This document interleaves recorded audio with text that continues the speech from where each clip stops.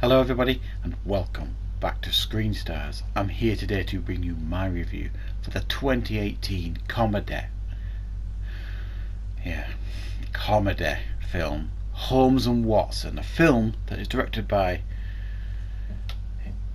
I thought it was Ethan Coen, who has directed Will Ferrell previously, and it stars Will Ferrell, John C. Reilly, and listen to this cast list: Ralph Fiennes, Rebecca Hall, Kelly MacDonald, Steve Coogan, Hugh Laurie, Pam Ferris, Rob Brydon. An incredible cast. And this attempts to tell the story of Holmes and Watson's relationship, how they met and how they began this great partnership. I'd love to give you a breakdown of the story here, but it's so scatterbrained and all over the place, I think I'm going to really struggle, but I shall try. At the beginning of the movie, Moriarty, played by Ralph Fiennes, is captured.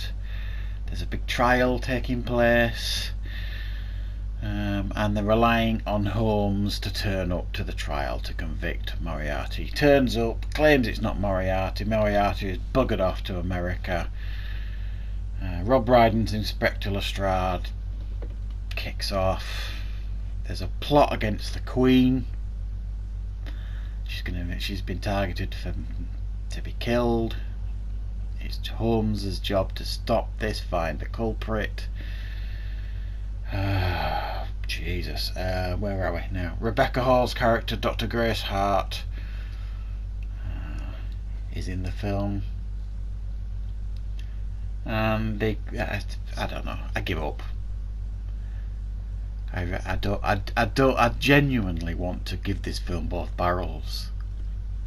Now, I'm usually quite forgiving when it comes to comedies, especially because comedy, generally speaking, is subjective, and what some people find funny, other people don't, etc.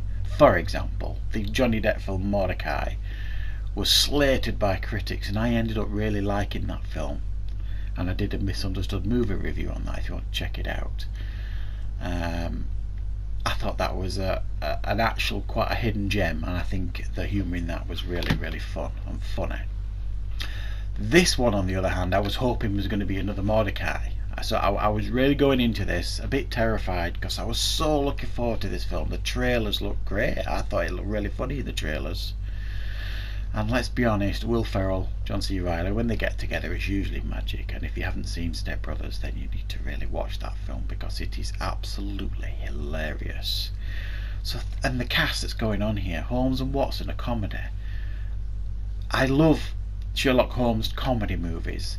The best one out there by far is, without a clue, the Michael Caine, Ben Kingsley one.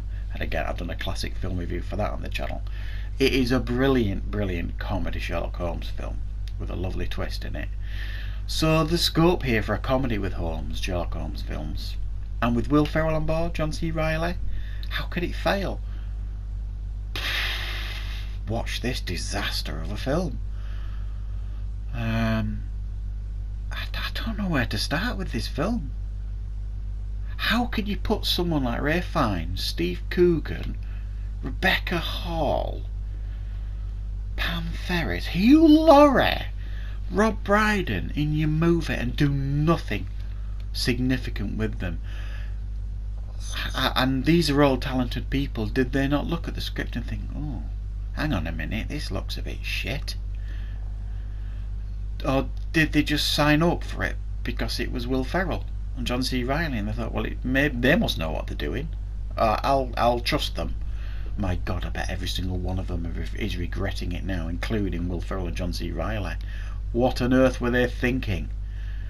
This genuinely is the unfunniest comedy I have seen for a long, long time. I'll be perfectly honest with you now. I laughed once. Didn't even smirk, didn't even giggle, didn't even let out a tiny little cough of a laugh all the way through this movie until the end. And I'm going to spoil it a little bit, and I don't really give a shit. Right at the end, Watson's tied to this kind of gear on a ship, and he's going to be, you know, as it turns, his head's going to get crushed, and Holmes runs in to rescue him, starts cuddling him, and Watson's kind of saying to him, okay, thank you, it's alright, I forgive you, you can get me off this thing now, you can get me off this gear, I'm going to die in a minute if you don't.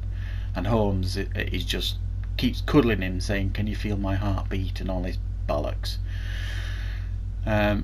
Watson's been very, very patient with him, and it just gets to the point where he shouts at him, get me off this fucking gear. And that's the only time I laughed. That was the only funny thing in the film for me. That was it. It was instinctive, and that's what you want. It was an instinctive laugh, and by that time I was so soured to this film, I didn't think much was ever going to make me laugh again. So that was an instinctive laugh. That worked. That's the only thing in this movie that worked. The comedy is ridiculous. There's a character in it who was raised by cats, and there's just so much wrong with this film.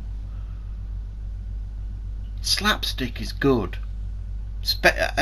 I'm British, English. We love slapstick humour in the UK. What on earth were they thinking with this? They needed education in what slapstick humour really is, because this is a car crash of a film. If I'd have watched this and reviewed it last year, this would easily have made my top 10 worst films of the year, and it would have been right up there, nearly at number 1. I'm not sure it's as bad as Robin Hood, but it ain't far off. 3 out of 10, an appalling, abysmal film. I don't know what to say. I don't know who watched this film and thought, this is excellent, let's release it. I suppose it gets to a certain point in the film where they don't have a choice. That it's gone past that point of no return, and they're thinking, well, let's just see if we can release it, get some money back. But this has done nobody's reputation any good at all in this film. Nobody's. Absolutely none. Even Braun Strowman, the WWE wrestler who makes an appearance in this, probably his first film, it has done his reputation no good at all. So yeah, avoid this one big time, unless you want to watch probably the worst comedy you're going to watch for a good few years. So that's my review for Holmes and Watson. Avoid it, people. Thank you very much for watching. I'll see you next time on Screen Stars.